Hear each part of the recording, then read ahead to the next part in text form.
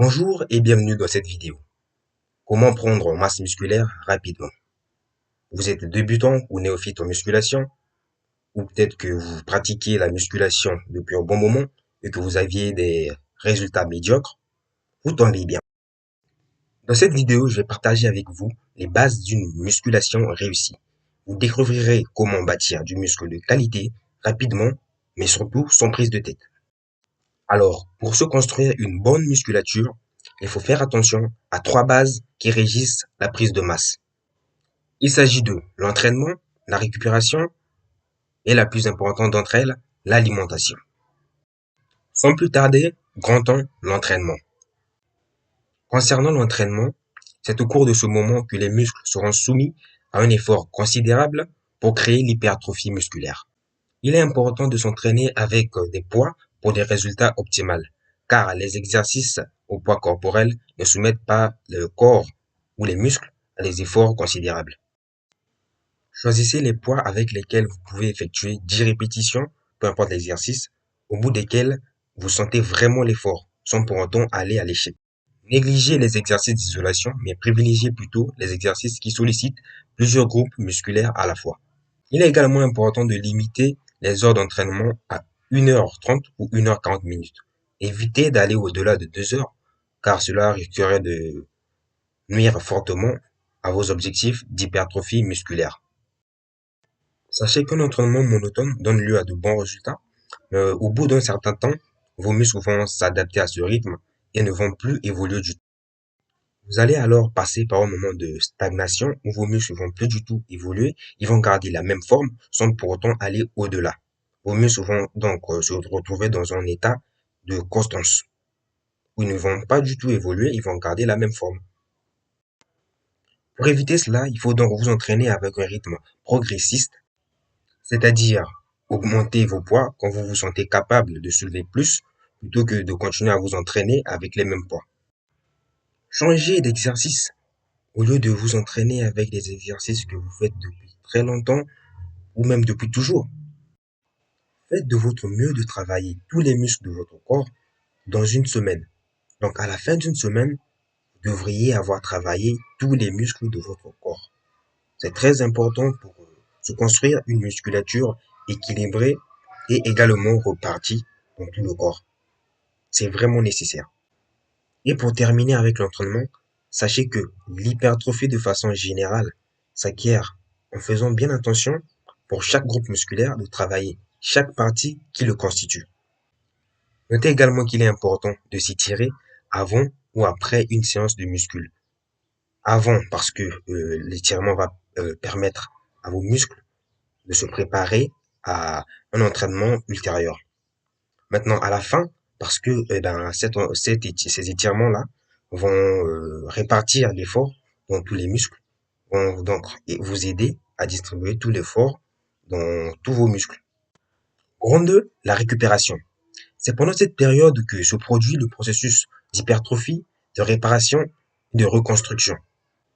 Il est donc important de ne pas interrompre votre organisme au cours de ce moment, en allant par exemple s'entraîner de nouveau.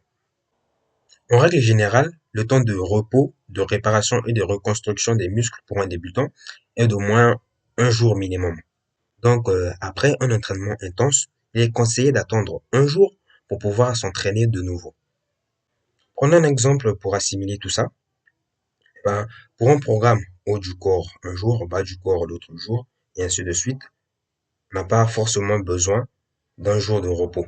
Parce que quand je travaille, par exemple, lundi, je travaille le haut du corps, mardi, je vais travailler le bas du corps, j'ai pas besoin de jour de repos.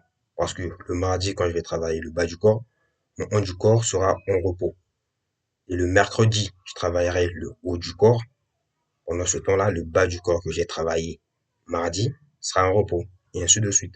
Donc, on n'a pas forcément besoin d'un jour de repos entre les séances d'entraînement. Par contre, pour un programme corps complet tous les jours, je suis obligé d'avoir un jour de repos entre mes séances d'entraînement. Parce que je vais travailler tout le corps et tout le corps aura besoin de se reposer. Ce qui fera donc que j'ai un programme où je vais travailler un jour sur deux. Grand 3 est la plus importante de toutes les bases, l'alimentation. Concernant l'alimentation, misez sur les protéines, les glucides, les lipides et l'hydratation. Les protéines. Pour les muscles, les protéines représentent les briques élémentaires qui permettent de les fabriquer. L'apport nutritionnel conseillé en protéines est de 0,8 g de protéines par kilogramme de poids corporel par jour. Vous vous en doutez bien, pour ceux qui pratiquent la musculation, ces besoins sont relativement accrus, soit 1,6 g de protéines par kilogramme de poids corporel. 1,6 g par kilogramme de poids corporel maximum, car au-delà, il n'y a pas d'effet significativement différent. Prenons un exemple pour bien synthétiser tout cela. Pour un homme ou une femme de 50 kg, pratiquant de la musculation, il lui faut consommer 80 g de protéines par jour. Vous l'aurez compris, il suffit juste de multiplier 1,6 par votre poids corporel pour obtenir le poids en grammes de l'apport journalier en protéines que vous devez avoir. En fait, lors de nos séances de musculation, nous créons des petits dommages à nos tissus musculaires. Et devinez de quoi ils ont besoin pour se reconstruire? Des protéines alimentaires, évidemment. L'organisme utilise un processus cellulaire pour assimiler les protéines alimentaires et augmenter ainsi le diamètre des fibres musculaires endommagées. C'est cela qui cause l'hypertrophie musculaire.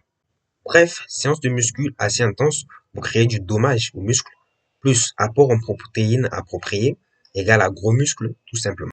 Ces fameuses sources de protéines sont de deux natures. On a les sources animales et les sources végétales. Les sources végétales les plus riches sont riz, blé, maïs, cacahuètes, haricots, soja. Bref, on a les produits céréaliers d'une part et les légumineuses d'autre part.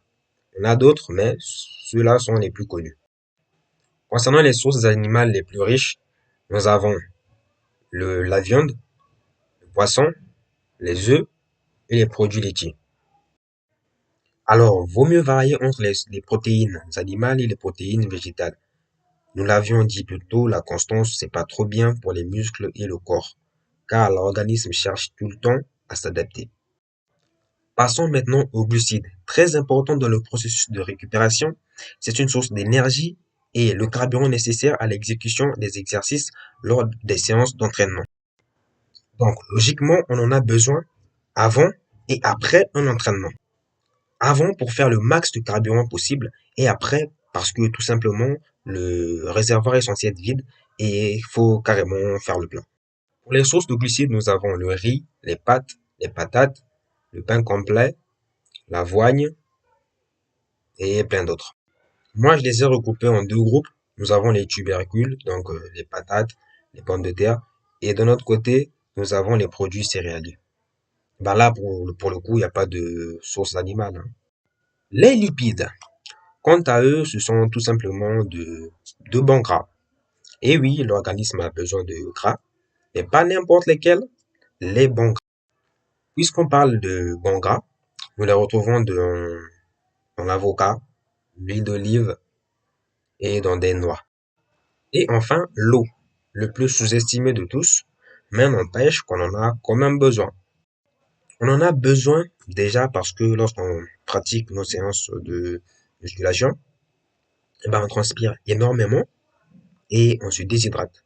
Donc normalement, on a besoin de s'hydrater, et ben, donc de boire de l'eau. Son rôle ne s'arrête pas à l'hydratation, mais s'étend encore plus loin. L'eau lubrifie nos articulations. C'est ce qui nous empêche d'avoir des crampes. Naturellement, un homme ou une femme bien hydraté aura moins de crampes qu'un homme ou une femme qui est moins hydraté. L'eau ne s'arrête pas là, toujours dans son rôle déterminé. Elle rend les muscles un tout petit peu plus gros que des muscles non hydratés. Donc, vous allez vous en apercevoir, des muscles hydratés seront plus gros que des muscles non hydratés. Alors, toutes ces bases ne sont pas exhaustives et je ne peux pas vous assurer que chacune d'entre elles marchera pour le mieux pour vous. Nous sommes tous différents, autant génétiquement qu'anatomiquement, et donc notre corps, nos organismes réagissent différemment. Peut-être que ça va prendre beaucoup plus de temps ou beaucoup moins de temps avec toi. Peut-être même bien qu'il faudra changer certaines petites choses, mais la base reste la même. Il s'agit là des normes établies par les études après des recherches expérimentales. Essayez-les, adaptez-les en fonction de votre corps et de votre organisme et surtout soyez à l'écoute de votre corps. Moi-même, j'en ai fait l'expérience d'ailleurs.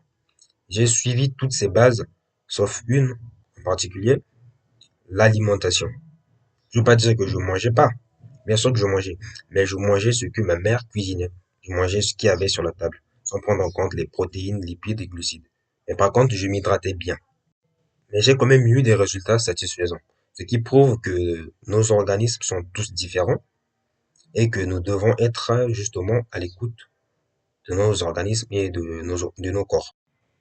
Je sais pas de dire qu'avec une alimentation adéquate, j'aurais eu des résultats moins optimaux.